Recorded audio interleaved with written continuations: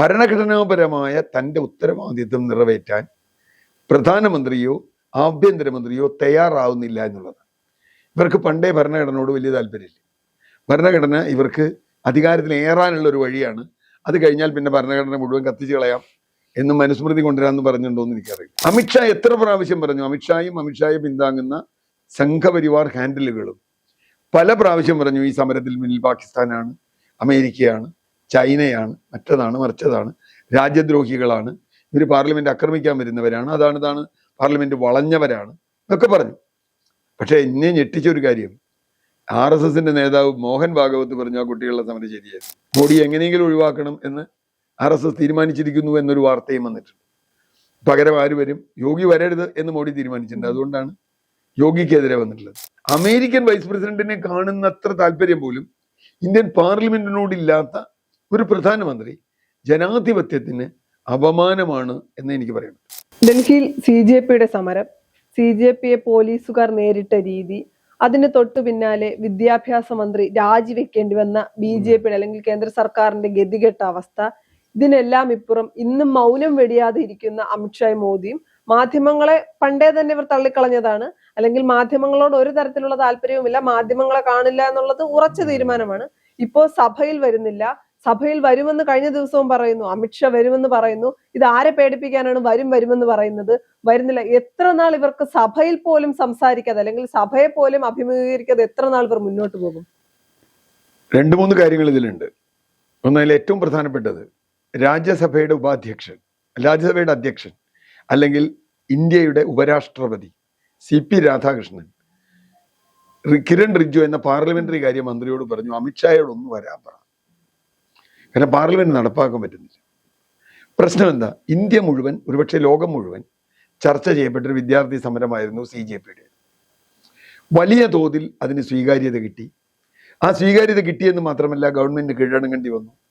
മന്ത്രി രാജിവെച്ചു, മറ്റേ പരിഷ്കാരങ്ങൾ നടത്താമെന്ന് പറഞ്ഞു, കേസൊക്കെ പിൻവലിക്കാം എന്ന് പറഞ്ഞു. അങ്ങനെ ഒരു നാണം കെട്ട ഒത്തുതീർപ്പിലേക്ക് സർക്കാരിന് പോയി. ഇതിന് നേതൃത്വം വഹിച്ചത് അമിത്ഷായാണെന്നും പെല്ലറ്റ് വെടിവെക്കാൻ ഉത്തരവിട്ടത് അമിത്ഷായാണെന്നും ഇന്ത്യയുടെ പ്രതിപക്ഷ നേതാവ് അടക്കം ഉന്നയിച്ചു. പാർലമെന്റിൽ പ്രതിപക്ഷം അവരുടെ ധർമ്മം നന്നായി നിർവഹിച്ചു. അമിത്ഷാക്കെതിരെ ഒരു ആരോപണം വന്നാൽ പ്രധാനമന്ത്രിയോ അമിത്ഷായോ അതിന് മറുപടി പറയണമല്ലോ. മറുപടി പറയാൻ തയ്യാറല്ല, വിശദീകരണം കൊടുക്കാൻ തയ്യാറല്ല, ഈ വിഷയം ചർച്ച ചെയ്യാൻ തയ്യാറല്ല. അമിത്ഷാ വരുന്നില്ല. അപ്പോൾ ഒരു മന്ത്രിയുടെ ഏറ്റവും പ്രധാനപ്പെട്ട ജോലി പാർലമെന്റിൽ മറുപടി പറയലാണ്. കാരണം പാർലമെന്റാണ് അദ്ദേഹത്തെ മന്ത്രിയാക്കി വെച്ചിട്ടുള്ളത്. പാർലമെന്റിലെ ഭൂരിപക്ഷമുള്ള കക്ഷിയാണ്. ആദ്യത്തെ കമ്മിറ്റ്മെന്റ് പാർലമെന്റിനോട്. ഇവിടെ പ്രധാന പ്രശ്നം ഭരണഘടനാപരമായ തൻ്റെ ഉത്തരവാദിത്വം നിറവേറ്റാൻ പ്രധാനമന്ത്രിയോ ആഭ്യന്തരമന്ത്രിയോ തയ്യാറാവുന്നില്ല എന്നുള്ളതാണ്. ഇവർക്ക് പണ്ടേ ഭരണഘടനയോട് വലിയ താല്പര്യമില്ല. ഭരണഘടന ഇവർക്ക് അധികാരത്തിൽ ഏറാനുള്ള ഒരു വഴിയാണ്. അത് കഴിഞ്ഞാൽ പിന്നെ ഭരണഘടന മുഴുവൻ കത്തിച്ചു കളയാം എന്നും മനുസ്മൃതി കൊണ്ടുവരാമെന്ന് പറഞ്ഞിട്ടുണ്ടോ എന്ന് എനിക്കറിയില്ല. ഏതായാലും നേരത്തെ പറഞ്ഞതുപോലെ കോടതിയോട് ഇവർക്ക് ബഹുമാനമില്ല. സുപ്രീം കോടതി ഇഷ്ടം പോലെ ചെയ്യും. അതുപോലെ മാധ്യമങ്ങളോട്, ജനാധിപത്യത്തിൽ ഇപ്പോൾ പാർലമെന്ററി ജനാധിപത്യത്തിലെ ഏറ്റവും ഉയർന്ന ബോഡി എന്ന് പറയുന്നത്, ജനങ്ങൾക്ക് മറുപടി കിട്ടേണ്ട ആദ്യത്തെ ബോഡി എന്ന് പറയുന്നത് ലോക്സഭയാണ്, രണ്ടാമത് രാജ്യസഭ. ഈ സഭകളിൽ ഈ രണ്ടുപേരും ഈ സമരത്തിന് ശേഷം വന്നിട്ടില്ല. നമ്മൾ ആകെ പ്രധാനമന്ത്രിയെ കണ്ടത് അർദ്ധരാത്രി അദ്ദേഹം നടത്തിയ ഒരു പ്രക്ഷേപണത്തിലൂടെയാണ്. അന്ന് അദ്ദേഹം പറഞ്ഞു കുട്ടികൾക്ക് വിഷമമുണ്ട്, ഞാൻ അത് ചെയ്യും ഇത് ചെയ്യും എന്നൊക്കെ പറഞ്ഞ് കുറച്ച് കാര്യമൊക്കെ ചെയ്തു. എന്തായാലും അത് തീർന്നു. അമിത്ഷാ എത്ര പ്രാവശ്യം പറഞ്ഞു? അമിത്ഷായെ പിന്താങ്ങുന്ന സംഘപരിവാർ ഹാൻഡിലുകളും പല പ്രാവശ്യം പറഞ്ഞു ഈ സമരത്തിൽ മുന്നിൽ പാകിസ്ഥാനാണ്, അമേരിക്കയാണ്, ചൈനയാണ്, മറ്റതാണ് മറിച്ചതാണ്, രാജ്യദ്രോഹികളാണ്, ഇവർ പാർലമെന്റ് ആക്രമിക്കാൻ വരുന്നവരാണ്, അതാണ് പാർലമെന്റ് വളഞ്ഞവരാണ് എന്നൊക്കെ പറഞ്ഞു. പക്ഷെ എന്നെ ഞെട്ടിച്ചൊരു കാര്യം, RSSന്റെ നേതാവ് മോഹൻ ഭാഗവത് പറഞ്ഞു ആ കുട്ടികളുടെ സമരം ശരിയായിരുന്നു. ഇവരുടെ ഗുരുവാണല്ലോ RSSന്റെ നേതാവിന് പറയേണ്ടി വന്നു. കാരണം യുവാക്കൾക്ക് സംവിധാനത്തിലുള്ള വിശ്വാസം നഷ്ടപ്പെടുന്നു. യുവാക്കൾ അസ്വസ്ഥരാണ്.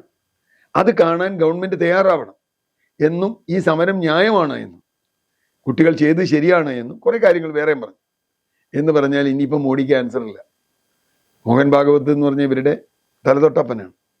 അപ്പോൾ മോഡി ക്യാൻസർ ഇല്ല, അമിത്ഷാ ക്യാൻസർ ഇല്ല. അപ്പോൾ എന്ത് പറയാൻ പറ്റും പാർലമെന്റിൽ വന്ന്? അങ്ങനെ വരാതിരിക്കുന്നിടത്തോളം പ്രതിപക്ഷം ഉന്നയിക്കുന്ന എല്ലാ ആരോപണങ്ങളും ശരിയാണെന്നല്ലേ അർത്ഥം. ഇപ്പൊ ഈ സമരത്തെ അടിച്ചമർത്താൻ ശ്രമിച്ചതും, ഈ സമരത്തിനെതിരെ ആയുധപ്രയോഗം നടത്തിയതും, ഈ സമരത്തെ നീട്ടിക്കൊണ്ടുപോയതും, ധർമ്മേന്ദ്ര പ്രധാൻ എന്ന് പറയുന്ന ഏറ്റവും പ്രധാന ഇവരുടെ എതിരാളി, ഈ സമരത്തിന്റെ കേന്ദ്ര ബിന്ദുവായിരുന്ന അയാളെ സംരക്ഷിച്ചതും ഈ ആഭ്യന്തരമന്ത്രിയാണ് എന്ന് വരുന്നു, ഈ പ്രധാനമന്ത്രിയാണ് എന്ന് വരുന്നു. അങ്ങനെ ഒരു ആരോപണത്തിൽ വന്ന് മറുപടി പറയേണ്ട ധാർമ്മികമായ ബാധ്യത ഒരു ആഭ്യന്തരമന്ത്രിക്കില്ലേ? ഇപ്പൊ പാർലമെന്റിനോട് പോലും ഉത്തരവാദിത്തം കാണിക്കാത്ത ഒരാൾ ഒളിച്ചു നടക്കുക. പത്രങ്ങളെ കാണുന്നില്ല, ആരെയും കാണുന്നില്ല. ഇതൊക്കെ എവിടെയാണ്? ഇവരിടയ്ക്കിടയ്ക്ക് ചോദിക്കാൻ രാഹുൽ ഗാന്ധി അവിടെ പോകുന്നു. ആയിക്കോട്ടെ, രാഹുൽ ഗാന്ധി സഭയില്ലാത്ത സമയത്തോ ചിലപ്പോൾ അയാൾ കിട്ടലെടുത്തി പോകും. രാഹുൽ ഗാന്ധി മന്ത്രിയല്ല. പക്ഷെ ആഭ്യന്തരമന്ത്രി ആ പദവിയിലിരിക്കുമ്പോൾ സഭയിൽ വരിക എന്നുള്ളത് ഒരു പ്രധാനമല്ലേ? പ്രധാനമന്ത്രി വല്ലപ്പോഴേ സഭയിൽ വരാറുള്ളൂ എന്ന് നമുക്കറിയാം. അദ്ദേഹം വളരെ കുറച്ച് പ്രസംഗിയെ സഭയിൽ നടത്തിയിട്ടുള്ളൂ, വളരെ കുറച്ച് സംസാരം നടത്തിയിട്ടുള്ളൂ. ഇപ്പോൾ മൻമോഹൻ സിംഗിന്റെ കാലം നമുക്ക് ഓർമ്മയുണ്ട്. അയാൾ എപ്പോൾ ചോദിച്ചാലും അദ്ദേഹം പത്രസമ്മേളനം നടത്താൻ തയ്യാറായി. ഏതെങ്കിലും ഒരു വിഷയം ഉണ്ടെങ്കിൽ അദ്ദേഹം പത്രസമ്മേളനം നടത്തി കാര്യങ്ങൾ പറയും. ഇതതില്ല. പാർലമെന്റിൽ മൻമോഹൻ സിംഗ് ഇല്ലാതിരുന്നു എന്നുള്ള പരാതി ഒരിക്കലും ഉണ്ടായിട്ടില്ല. മൻമോഹൻ സിംഗ് പാർലമെന്റിൽ ഉണ്ടായിരുന്നു, അദ്ദേഹം മറുപടി പറഞ്ഞിട്ടുള്ളൂ. ഇതല്ല. അപ്പൊ എന്താ പ്രശ്നം? കുറ്റം സമ്മതിക്കുകയാണ് ഇവർ കുറ്റം സമ്മതിച്ചു. മാത്രമല്ല, ഇത് മാത്രമല്ല, ഇനി വന്നാൽ അയോധ്യയിലെ കൊള്ളയുടെ കാര്യം പറയേണ്ടി വരും പ്രധാനമന്ത്രിക്ക്. അയോധ്യയിൽ എല്ലാ സിസ്റ്റവും നിയന്ത്രിച്ചിരുന്നത് പ്രധാനമന്ത്രിയും ആഭ്യന്തരമന്ത്രിയും കേന്ദ്ര സർക്കാരുമാണ് എന്ന് യോഗി ആദിത്യനാഥ് തന്നെ പറഞ്ഞു. അവിടെ എനിക്ക് അതിൽ പങ്കുമില്ല, അത് അവരാണ് പ്രധാനമന്ത്രിയുടെ ഓഫീസിൽ നിന്ന് നിയമിച്ചത്. അപ്പൊ അയോധ്യ വിഷയത്തിൽ മറുപടി പറയേണ്ടി വരും, നീറ്റ് വിഷയത്തിൽ മറുപടി പറയേണ്ടി വരും. ഇനിയും ഇപ്പം നീറ്റിന് പരിഹാരമായി എന്ന് പറഞ്ഞാൽ ഇപ്പോഴും കുട്ടികൾക്കെതിരെ കേസ് പിൻവലിച്ചിട്ടില്ല, പല സംസ്ഥാനങ്ങളിലും പിൻവലിച്ചിട്ടില്ല, ബീഹാറിലടക്കം കേസുകളുണ്ട്. അപ്പോ സ്വാഭാവികമായും ഉത്തരവാദിത്വത്തോടുകൂടി വന്ന് പറയേണ്ട ആൾ, ഇപ്പൊ സംഘി ക്യാൻഡലുകൾ പറയുന്നത് പറഞ്ഞില്ലെങ്കിൽ നിങ്ങൾ എന്ത് ചെയ്യുന്നു? ഒന്നും ചെയ്യാനില്ല. ജനങ്ങൾക്ക് ചെയ്യേണ്ട പണി അവർ ചെയ്തോളൂ. പാർലമെന്റിൽ പറയാത്ത ഒരാളെ അടുത്ത തെരഞ്ഞെടുപ്പിൽ ജയിപ്പിക്കണമെന്നുള്ളത് ജനങ്ങളാ തീരുമാനിക്കണ്ടേ. അപ്പൊ അതിന്റെ ഒരു ചെറിയ പ്രതിഫലനം ബീഹാറിൽ കണ്ടു. അവരുടെ അഖിലേന്ത്യാ പ്രസിഡന്റ് രാജിവെച്ച സീറ്റിൽ വേറൊരാള്, അവിടെ പ്രശാന്ത് കിഷോറിന്റെ പാർട്ടിക്കാരൻ ജയിച്ചു, BJP തോറ്റു. അപ്പൊ അതിന്റെ അർത്ഥം എന്താ? അതിന്റെ അർത്ഥം ജനങ്ങൾക്കിടയിൽ ഇത് വലിയ വികാരമായി വളർന്നിട്ടുണ്ട്. അപ്പൊ മറുപടി പറഞ്ഞില്ലെങ്കിൽ എത്രത്തോളം നീട്ടുന്നുവോ അത്രത്തോളം പ്രതിപക്ഷത്തിന് ഗുണകരമാണെന്നാണ് ഞാൻ കണക്കാക്കുന്നത്. കാരണം ഇയാൾ വന്നില്ലെങ്കിൽ, വരാത്തിടത്തോളം ഇയാൾ പറയുന്നത് ഇയാൾക്കെതിരെ വരുന്ന, ഈ മന്ത്രിക്കെതിരെ വരുന്ന ആരോപണങ്ങൾ ശരിയാണ് എന്ന് ജനങ്ങൾ വിശ്വസിക്കേണ്ടി വരും. അങ്ങനെ വരുമ്പോൾ അത് BJPക്ക് ഗുണകരമാവില്ല. അവർക്ക് ഇനിയിപ്പോൾ UP ഇലക്ഷൻ വരികയാണ് അടുത്ത ഈ വർഷം, അല്ലെങ്കിൽ അവസാനം അല്ലെങ്കിൽ അടുത്ത വർഷം ആദ്യം. UP ഇലക്ഷനിൽ പരാജയപ്പെടാനുള്ള ഏതാണ്ട് സാധ്യതയുണ്ട് എന്നാണ് ഇപ്പൊ കിട്ടുന്ന റിപ്പോർട്ട്. അതിന്റെ ഉത്തരവാദിത്വം മുഴുവൻ യോഗി ആദിത്യനാഥിനെ ഏൽപ്പിച്ച് രക്ഷപ്പെടാൻ കഴിയുമോ എന്നുള്ളതാണ് ചോദ്യം. അതിനിടയിൽ BJPയിലും RSSലും ഉണ്ടായിട്ടുള്ള തർക്കങ്ങളെ സംബന്ധിച്ചും വാർത്തകൾ വരുന്നുണ്ട്. മോഡി എങ്ങനെയെങ്കിലും ഒഴിവാക്കണം എന്ന് RSS തീരുമാനിച്ചിരിക്കുന്നു എന്നൊരു വാർത്തയും വന്നിട്ടുണ്ട്. പകരം ആര് വരും? യോഗി വരരുത് എന്ന് മോഡി തീരുമാനിച്ചിട്ടുണ്ട്. അതുകൊണ്ടാണ് യോഗിക്കെതിരെ വന്നിട്ടുള്ളത്. അപ്പൊ തീർച്ചയായും ഒരു അസ്ഥിരമായ കേന്ദ്ര സർക്കാർ എന്ന തോന്നൽ ജനങ്ങളിൽ ഉണ്ടാക്കാനാണ് ഈ സമരം സഹായിച്ചിട്ടുള്ളത്. കാരണം പ്രതിപക്ഷത്തിന് കിട്ടിയിട്ടുള്ള ഏറ്റവും നല്ല വടിയായി അമിത്ഷാ വരാതിരിക്കുന്നത്, പ്രധാനമന്ത്രി വരാതെ, അദ്ദേഹം വിദേശ ടൂറിനൊക്കെ പോകുന്നുണ്ട് പ്രധാനമന്ത്രി, പക്ഷെ ഇവിടെ വരില്ല. അമേരിക്കൻ വൈസ് പ്രസിഡന്റിനെ കണ്ടു.